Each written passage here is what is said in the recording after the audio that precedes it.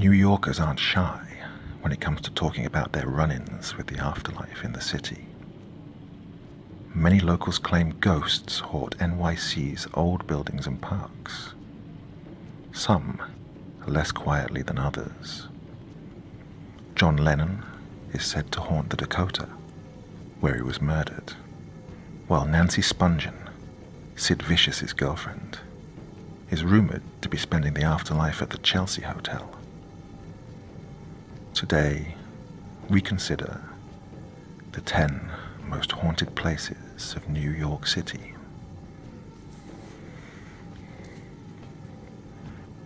The Morris Jumel Mansion. One of the oldest houses in Manhattan, this stately Georgian mansion in Washington Heights was built by Roger Morris, a colonel in the British Army, in 1765. It served as military headquarters for both sides of the Revolution, with George Washington retreating here after the disastrous loss of the Battle of Brooklyn in 1776. In 1810, the house was bought by Stephen Jumel and his wife Eliza. After his suspicious death, she remarried in 1832 to Aaron Burr, the former vice president and the killer of Alexander Hamilton. Since the 1960s, rumors of the supernatural have persisted when a group of schoolchildren allegedly saw the ghostly visage of Eliza Jumel, who told them to quiet down before gliding away. The Dakota Building. The Dakota is renowned for its scene-stealing role in Roman Polanski's 1968 horror classic, Rosemary's Baby, and as the site of John Lennon's assassination. However, this legendary Central Park West building has a long history of supernatural encounters in its own right. Over the years, workers and residents have reported seeing a friendly little girl dressed in turn-of-the-century clothing, an adult with the face of a small boy, and even the ghost of Lennon himself.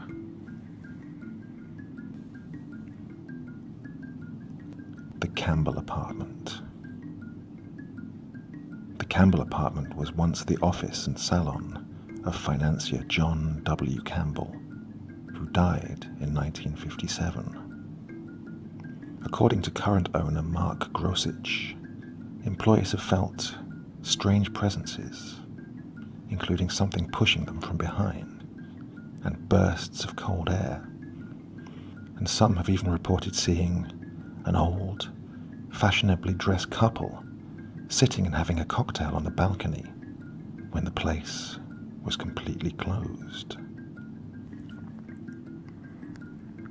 The House of Death. This beautiful townhouse has been called the most haunted building in New York City, with as many as 22 ghosts calling it home, earning 14 West 10th Street the title, The House of Death. Mark Twain lived here from 1900 to 1901 and claimed that he himself experienced supernatural incidents. Throughout the 20th century, this was the site of several gruesome incidents, including a murder-suicide and the beating to death of 6-year-old Lisa Steinberg. The spectre of Twain himself has been seen ascending the staircase on many occasions.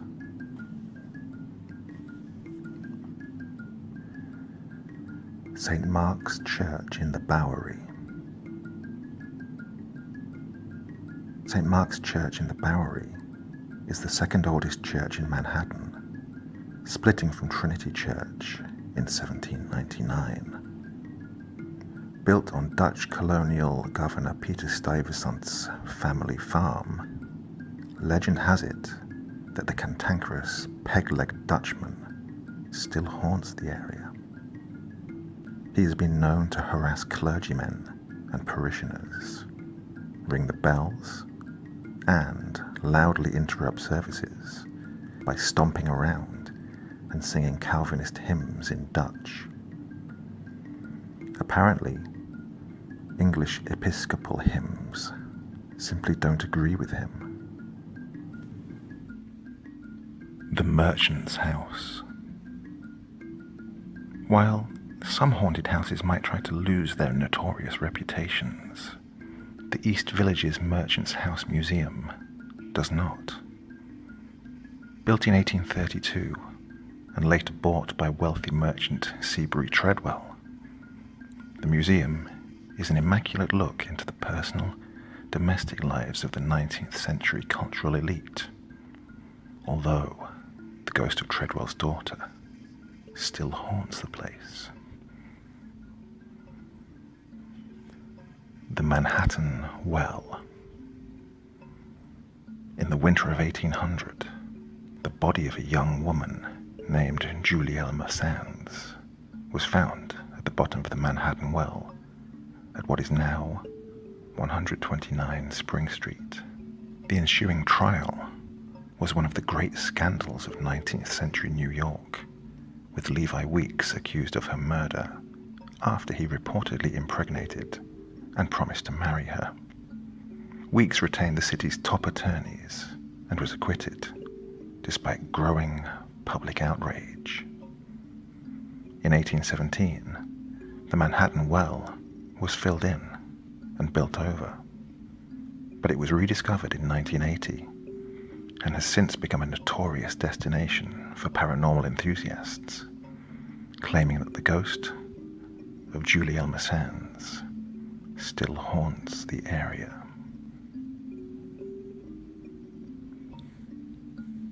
The Conference House. Located at the southernmost tip of Staten Island, this colonial manor was used by Loyalist Colonel Christopher Billop as a way station for British forces during the Revolutionary War. It also hosted the unsuccessful Staten Island Peace Conference on September 11th, 1776, with Benjamin Franklin, John Adams, and Edward Rutledge in attendance.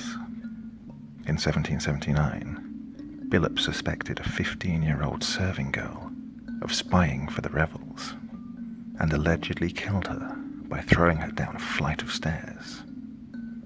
Supposedly, her ghost can still be heard screaming today. What's more, the area was also used as a Lenape Indian burial ground for thousands of years before European contact. The Lefferts Laidlaw House. In Wallabout, an 1840 Greek Revival home, a stone's throw away from the Brooklyn Navy Yard, there may be a sinister secret. One December evening in 1878, resident Edward F. Smith reported hearing a knock at his door, but when he went to answer, there was no one to be found. The knocking persisted, while the back doors and windows were violently rattled and banged. The unseen tormentor continued harassing Smith until he called the police. While the cops staked the area out, someone, or something, hurled a brick through the dining room window, despite the fact that multiple officers were standing right outside. 85 West 3rd Street.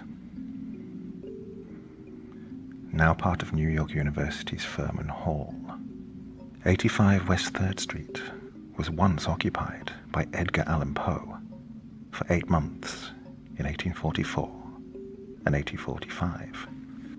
This was when he wrote his classic story, The Cask of Amontillado, and at least part of The Raven. Nowadays, the only part of the original residence that remains is the banister, and Poe's ghost has been seen climbing it by spooked law students.